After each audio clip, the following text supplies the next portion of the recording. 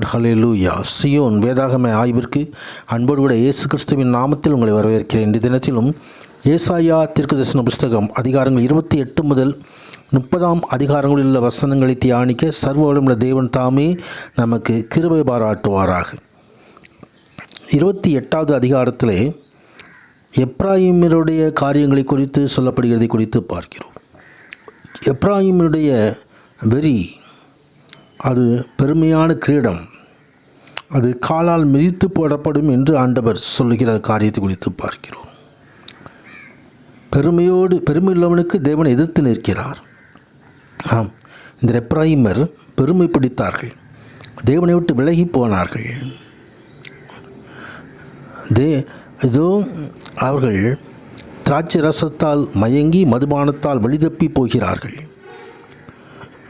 ஆண்டவருக்கு பிடிக்காத காரியங்கள், போஜனம்பிடமெல்லாம் வாந்தியினாலும் அசுத்தத்தினாலும் விளைந்திருக்கிறது என்று சொல்லி ஆண்டவர் அருவருக்கிறதான ஒரு கோத்திரமாய் மாறிப்போனார்கள். எனவே தான் அது தள்ளப்பட்டு போனார்கள்.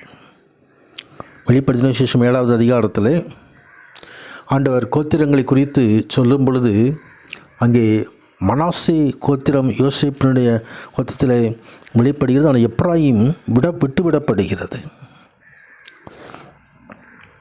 ஆண்டவராகிய தேவன் மனம் திரும்புதலை விரும்புகிறார். எருசலேமில் இந்த ஜனத்தை ஆளுகிற நிந்தனைக்காரரே, கர்த்தருடைய வார்த்தையை கேளுங்கள். நீங்கள் மரணத்தோடைய உடன்படிக்கையும் பாதாளத்தோடைய ஒப்பந்தமும் பண்ணினோம்.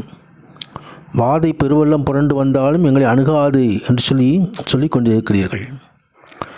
ஆனால் ஆண்டவர் இரக்கமுள்ளவராய், இதோ உங்களை பொல்லாங்குக்கு தீங்குக்கு விலக்கி காக்கிறவராய் காத்திருக்கிறார். கர்த்தராய் ஆண்டவர் உரைக்கிறதாவது, இதோ அஸ்திபாரமாக ஒரு கல்லை நான் சீயோனில் வைக்கிறேன். அது பரீட்சைப்பட்டதும் வெளியேறப்பட்டதும் திட அஸ்திபாரம் உள்ளதுமான மூளைக்கல்லாய் இருக்கும். விசுவாசிக்கிறவன் பதறான். ஆண்டவராய் கிறிஸ்துவானவர் மூளைக்கல்லாகி தமது புதிய ஏற்பாட்டு சபையை ஸ்தாபிக்கிறதான காரியத்தை தீர்க்கதரிசனமாக ஆண்டவர் சொல்லுகிறதை குறித்து பார்க்கிறோம். தேவனாய் கர்த்தர் அவர் ஆலோசனையில் ஆச்சரியமானவர், செயலிலே மகத்துவமானவர். அவர் ஆலோசனை தேவன், யோசனையில் பெரியவர். இதோ பின்வாங்கி போகிற இந்த எப்ராயிமருக்கு, பெருமையோடு கடந்து செல்கிற இந்த எப்ராயிமருக்கு, பாவத்திலும் அது சாபத்திலும் உழன்று போகிற இந்த எப்ராயிமருக்கு ஆண்டவர் கிருபையுள்ள வார்த்தையை தருகிறார். ஆனாலும் அவர்கள் ஏற்றுக்கொள்ளாதே போகிறார்கள். 29வது அதிகாரத்திலே தாவீது நகரத்துக்கு ஐயோ, தாவீது வாசமணி நகரமாய் அரியேலே அரியேலே ஐயோ என்று சொல்லி, இது அரியலுக்கு இடுக்கம் உண்டாக்குவேன் என்று சொல்லி எருசலேமுக்கு விரோதமாய் ஆண்டவர் சொல்லுகிற காரியங்கள். அரியல் என்பதற்கு தேவனுடைய சிங்கம் என்று பொருள். இது எருசலேமை குறிக்கிறது. எருசலேமில் வாழ்ந்த மக்கள் தங்கள் பாதுகாப்பாக இருக்கிறோம் என்று சொல்லி பெருமிதம் கொண்டு பண்டிகைகளை கொண்டாடினாலும் அவர்கள் மேல் அழிவுக்குரிய நியாய தீர்ப்பை அவர்கள் பெற்றுக்கொள்கிறார்கள். அவர்கள் மனம் திரும்ப மறுத்துவிட்டபடியினாலே அவர்கள் மீது ஒரு அழிவு காத்திருக்கிறது என்று ஆண்டவர் எச்சரிக்கிறார். இடிகளினாலும் பூமி அதிர்ச்சியினாலும் பெரிய இறைச்சலினாலும் பெருங்காற்றினாலும் புசலினாலும் பட்சிக்கிற அக்னி ஜுவாலினாலும் சேனைகளின் கர்த்தராலே விசாரிக்கப்படுவாய் என்று ஆண்டவர் எச்சரிக்கிறதான காரியத்தை குறித்து அவர் நீதிபரர், நீதி செய்கிற தேவன்.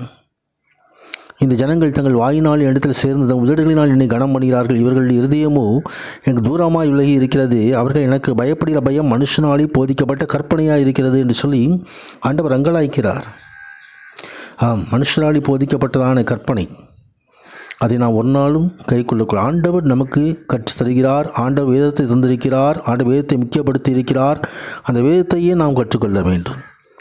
ஒரு மனிதனால் ஏற்பட்ட திருச்சபையோ மனிதனால் உருவாக்கப்பட்ட அமைப்பையோ நம்பி இருப்போம் என்று சொன்னால் நாம் பிரதிபிக்கப்படுகளாய் மாறிவிடுவோம். இது 30வது அதிகாரத்தில் முரட்டாட்டமுள்ள புத்திரருக்கு ஐயோ, முரட்டாட்டம் பண்ணிக்கிறவர்கள், பாவத்தோடைய பாவத்தை கூட்டி என்னை இல்லாமல் ஆலோசனை பண்ணி என் ஆவி இல்லாமல் தங்களை மூடிக்கொள்கிற பார்க்கிறார்கள். கர்த்தர் ஆவிக்கு முக்கியத்துவம் கொடுக்க மாட்டார்கள். ஆண்டவருக்கு முக்கியத்துவம் கொடுக்க மாட்டார்கள். தாங்கள் நினைத்த காரியம், தாங்கள் செயல்படுத்த விரும்புகிற காரியம் என்று சொல்லி போவார்கள். ஆம், பிரச்சனைகள் வரும் பொழுது எகிப்திலிடம் போகிறார்கள்.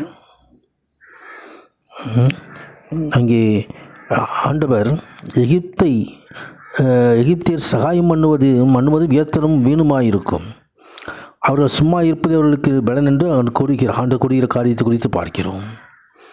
ஆம், மனம் திரும்பி அமர்ந்திருந்தால் ரட்சிக்கப்படுவீர்கள், அமெரிக்கையும் நம்பிக்கையுமே உங்கள் பலனாயிருக்கும் என்று இஸ்ரவேலின் பரிசுத்தராகிய கர்த்தராகிய தேவன் சொல்லுகிறார். மனம் திரும்புதல் விரும்புகிறார். சீயோனை சேர்ந்த ஜனங்கள் எருசலேமில் வாசமாயிருப்பார். மனம் திரும்பினால் எருசலேமின் வாழ்வை தருவார். நீ அழுது கண்டிராய். உன் கூப்பிடு சத்தத்துக்கு உருக்கமாக இறங்கி அதை கேட்டவுடனே உனக்கு மறு உத்தரவு அருள்வார்.